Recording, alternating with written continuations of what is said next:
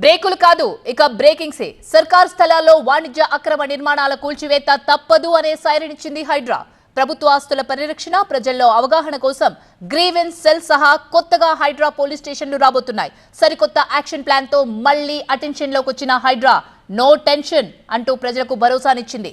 అనుమతులు ఉన్నా లేకున్నా ఇళ్ల జోలికి వెళ్లే ప్రసక్తే లేదన్నారు హైడ్రా కమిషనర్ రంగనాథ్. ప్రకృతి విపత్తుల నుంచి కాపాడడం సహా ప్రభుత్వ ఆస్తుల సంరక్షణ లక్ష్యంగా ఏర్పాటైన హైడ్రా 2024 క్యాలెండర్లో ఓ సంచలనంగా నిలిచింది. 5 నెలల ప్రోగ్రెస్ రిపోర్ట్ సహా హైడ్రా నెక్స్ట్ చేపట్టబోయే ప్లాన్ ఆఫ్ యాక్షన్ పై క్లారిటీ ఇచ్చారు కమిషనర్ రంగనాథ్. ఇప్పటి వరకు 8 చెరువులను, 12 పార్కులను హైడ్రా కాపాడిందన్నారు. 200 ఎకరాల ప్రభుత్వ భూమిని కబ్జాల నుంచి రక్షించామన్నారు. 5 నెలల కాలంలో 5800 ఫిర్యాదులు అందాయన్నారు హైడ్రా కమిషనర్ రంగనాథ్. 1095 చెరువుల్లో వచ్చే ఏడాది FTL ఖరారు చేస్తామన్నారు. నాలాలపై కిర్లోస్కర్ కంపెనీ స్టడీని తీసుకుంటున్నామన్నారు. శాటిలైట్ ఇమేజ్లతో ఆక్రమణలు గుర్తిస్తున్నట్టు చెప్పారు. 2025లో జియో ఫెన్సింగ్ సర్వే చేస్తామన్నారు రంగనాథ్.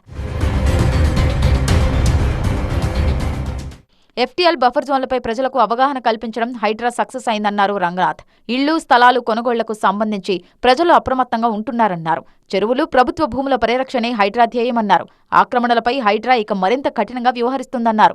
ఫర్దర్ ఎంక్రోచ్మెంట్స్ మీద హైడ్రా చాలా కఠినంగా వ్యవహరిస్తుంది. అండ్ ఆల్రెడీ డిమాలిషన్ పాలసీ కూడా క్లియర్గా చెప్పడం జరిగింది.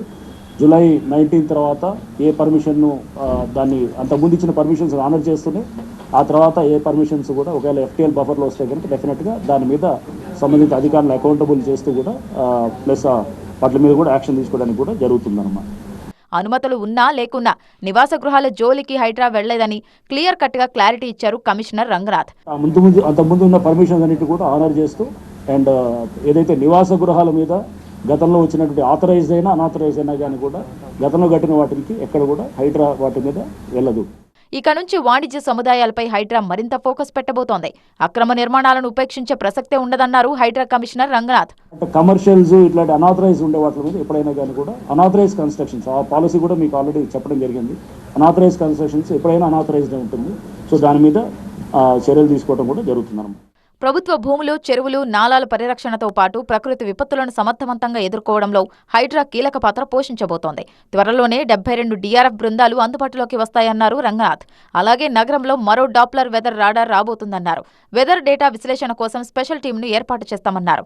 ఆక్రమణల విషయంలో ప్రజల్లో అవగాహన పెంచడం సహా విపత్తు సమాచారం చేరవేసేందుకు హైడ్రా కోసం త్వరలో FM ఛానల్ను ఏర్పాటు చేస్తామన్నారు కమిషనర్ రంగనాథ్.